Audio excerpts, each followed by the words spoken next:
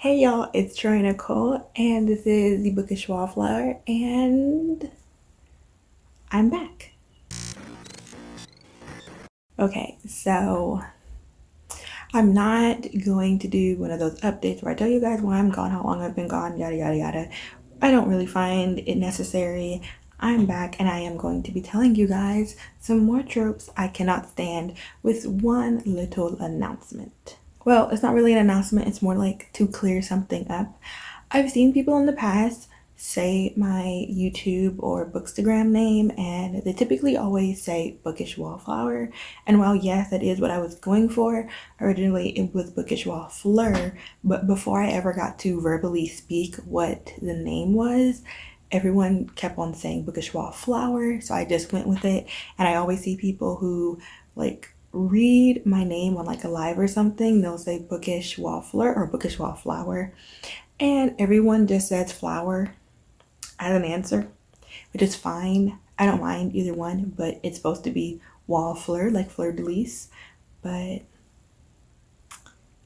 whatever.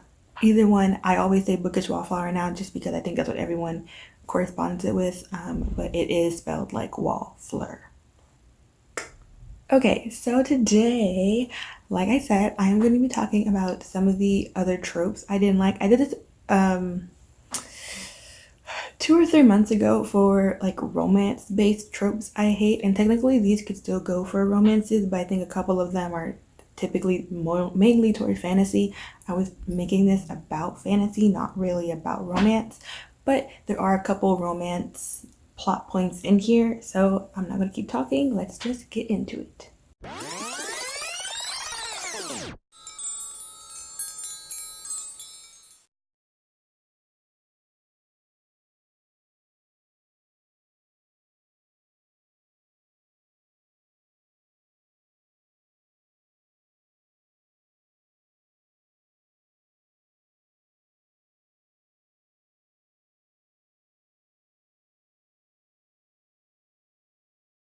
Okay, so the first trope I thoroughly cannot stand is a romance-based trope, and that is the love triangle. I saw a tweet the other day, maybe it was yesterday or the day before, I'll put it somewhere, and it was basically like that this person would like love triangles a lot more if the author wasn't so obvious about who their favorite was. And that is like the main problem I have with love triangles, that and that it's never important, like important to the plot. Like it does nothing. I cannot think of a single romance in a fantasy novel that has ever really proved to be needed to make the story progress. Like quite honestly, why you need a love triangle when you're battling fairies or wizards or pirates, I don't really understand.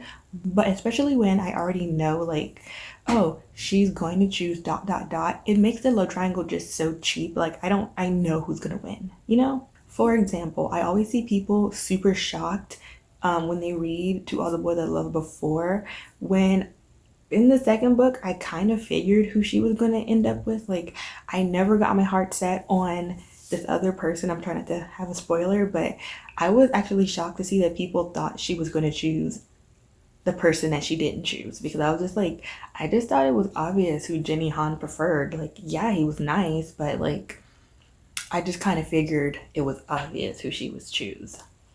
Same thing with the Hunger Games, like regardless of whether or not Katniss really even liked who she ends up with, um, it just kind of seemed like who she chose was the obvious choice, you know? And if it just one time I questioned who she was gonna pick, I would actually like it. But it's always just super obvious that she's going to pick whatever first dude you were introduced to. Obviously isn't really the case for the Hunger Games, but or I guess Twilight either, but you get what I'm saying. Okay, so this also, I guess, can go into like YA romance and contemporary, but I was meaning it more towards fantasy, and that is the non-existent parents. For whatever reason, especially in YA, there are never parents around.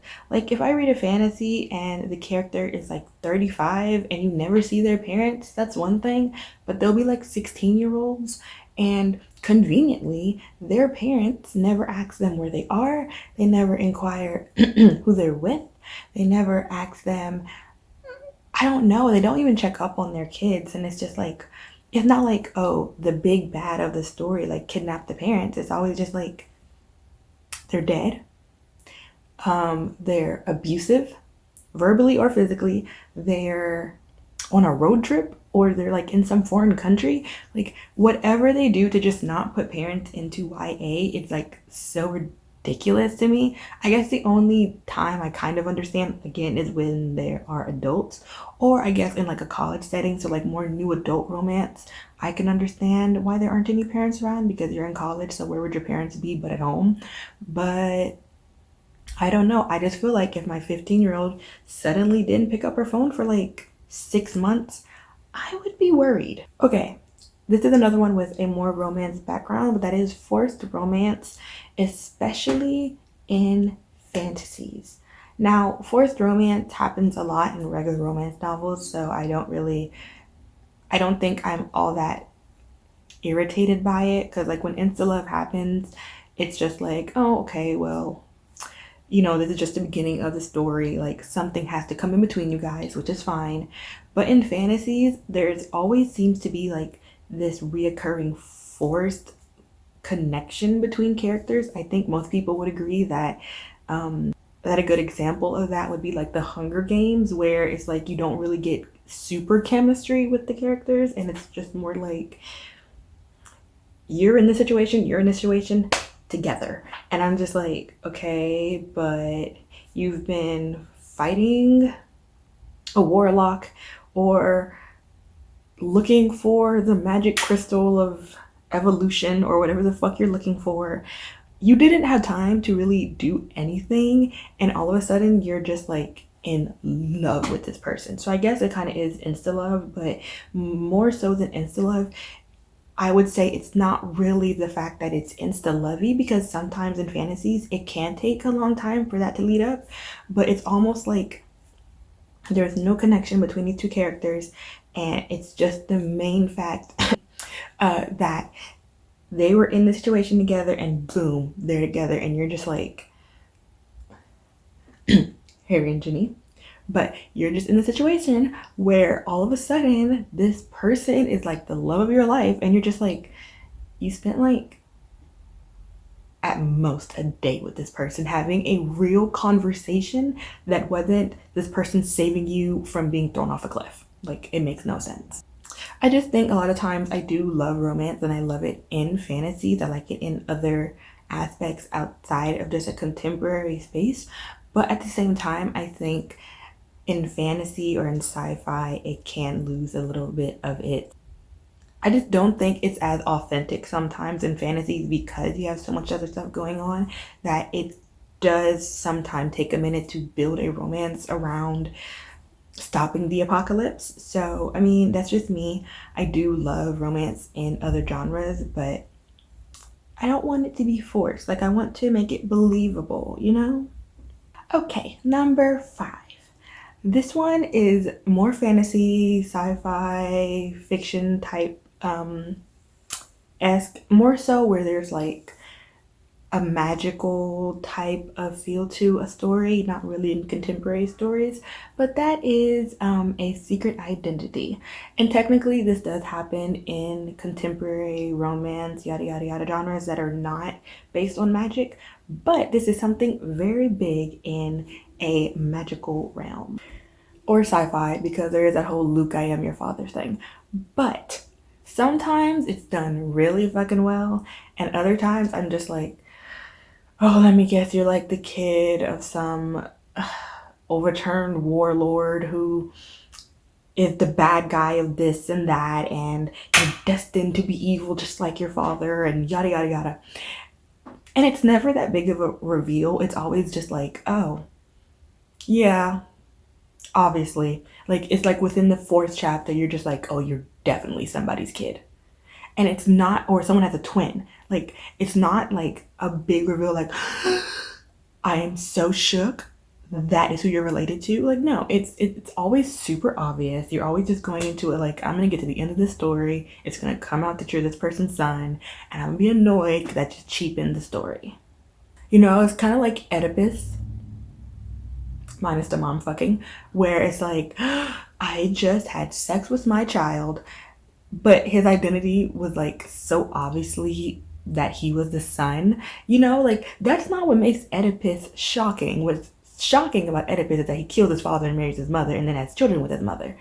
Not the fact that he fulfilled the prophecy, because obviously you knew he was going to do it. Now, if Oedipus had ended up not killing his father and fucking his mom, then you know what? That would have been something shocking. But no, I'm supposed to be shocked that this character ended up being somebody's mama, ended up being somebody's sister or somebody's twin, and it's never executed correctly, and it's so overdone that I'm just like, okay, if you're going to be related to somebody, can you at least not make it obvious? For example, if a character has a mom and a dad, right? And suspiciously, the dad is absent. Like, you never hear about them, they're never talked about, and a lot of times the kid doesn't even know their parent. And which is fine. But then you're like, let me think about this logically. You are prophesied to become evil. And there's some big bad in the world that is wreaking havoc on all of your society, world, wherever it's stationed. And your dad very much exists. Like, he's out there somewhere and you just have no idea who he is. And it's not like he's just an absentee father. No. Every single fucking chapter, you have to remind me that you're daddyless. And I'm just like, okay. So your dad is the big bad and you're going to meet him and you're going to be like, you're my dad? No. And then you have to have some mental breakdown where you're just like, no, I can't be the child of evil. I can't be the child of this guy who wants to mass murder people. Like, dude, at the very least, if you're going to make a secret identity come out, at least, I don't know, make the kid adopted, but don't tell us. Like, don't tell us that this kid knows he's adopted. Don't be a third party narrator saying, but what he didn't know is that his parents are keeping a big secret from him. Like, okay, so he's adopted. That's what he's keeping, right? No, don't do all that. Make it so inconspicuous that I cannot tell that there is someone's identity that's going to be thrown out there. Okay, and number 6. This one is a big pet peeve of mine because I love villains. And that is the villain who has no real reason to be a villain. Something interesting to me about this trope is just the fact that this happens pretty much in a billion fantasies. It's not like I'm saying that wanting to murder people, rape people, commit genocide is reasonable. But all I'm saying is that nothing ever happened in these guys' past that makes them even remotely understandably evil. For example, one of my favorite mangas is Boku no Hero Academia, or if you just watch the anime, it's My Hero Academia. And the villains in that bitch have a lot of sense. Like, sometimes I'm just like, ooh, am I like low-key like a murderer? Because Tomura kind of right. And hey, I like it. I like when villains are not just like psychos and are just like bloodbath everywhere. I want to stab somebody just because they have like a hard one for stabbing people.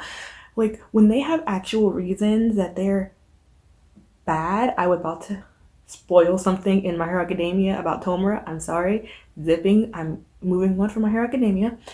But when you actually have a reason to back up why you're doing these things, like if you told me a villain wants to go out and, I don't know, murder every woman who has dark brown hair and blue eyes because his mama was like on crack and left him abandoned, and he almost died by her drug dealer, and now he's out to murder every crackhead who looks like his mother, then at the very least I'd be like, oh, okay, sure. But no, it's always just the fact that this person has no real reason to do anything. They're just like, I want power, I want blood, I want this. It's never, oh, my brother was an asshole, so you know what? I'm gonna murder his family. Nope, it's just like, I went on a psychopathic rampage and I'm gonna murder my brother's whole family. Why not? Who cares? I mean, I don't. And again, I'm not saying that what these villains do are right. This is fucking fiction, okay? This shit ain't real. I am not saying Lord Voldemort had a reason, but his childhood was kind of fucking messed up. All I'm saying is, being a psycho, being a socio gets a little old, okay? Like, give me some substance. Give me a background story on this villain as to why he's a fucking asshole. President Snow is about to get his own book, and so many people are fucking mad because he fucking sucks. Yeah, President Snow fucking sucks, but we don't know why he fucking sucks. Like, I have no idea why all of a sudden he was like, you know what would be fucking fun? Sorry. Like, do you know what would be fun? If I sat my ass down and made like 12, 13 children go into this big ass mega stadium and fight to the death. And there can only be one victor. Like,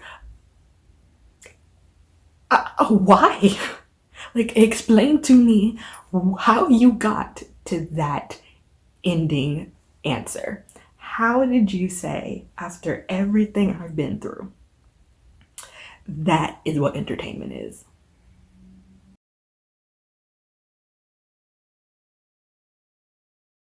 But it's fiction, okay? If I want to know why this villain is so fucking horrible, I should have that right.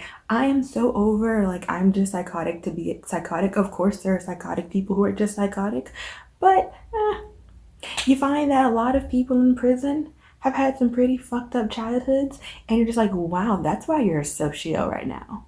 Just saying. Just saying. Just saying. Anywho, that is it for this video. I hope you enjoyed, and if you agreed with any of these tropes I fucking can't stand, not to say I don't read them, because I read a lot of these tropes all the time, and sometimes we end up actually liking the books. So, you know, I can actually name at least 2 books in each one of these categories that I hate, but ended up loving the book. So, you know. But anywho, like I said, if you have a trope that you agreed with, leave it down below. Or if you have a trope that you want to add to this list, also leave it down below. And maybe I'll feature it in my next Tropes I Can't Stand video. And yeah, that's it. Don't hope for another video if I don't want another one will come out. Okay, until next time, peace.